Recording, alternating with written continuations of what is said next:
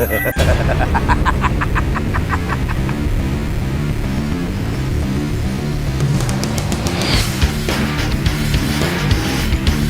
les Batfans! J'ai trouvé un dossier dans le Bat Ordinateur qui devrait particulièrement t'intéresser si, comme moi, tu cherches à rassembler toute l'histoire du Chevalier Noir.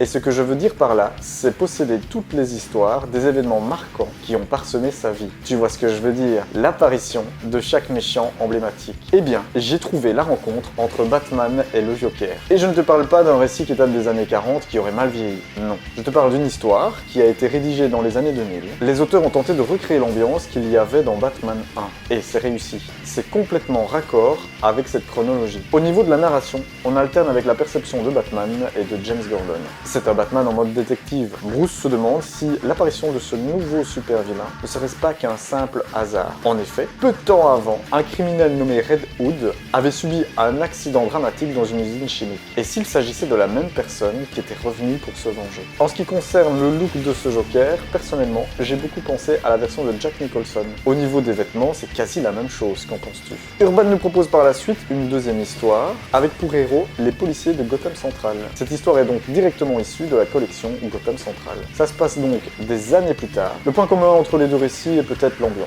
Tout se passe en flux tendu. Le Joker instaure une pression et une peur qui sont palpables. J'ai un peu moins aimé ce deuxième récit. Pour toutes ces raisons, je donne à cet album 7 sur 10. Vis ta Batlive à fond et on se dit à très bientôt.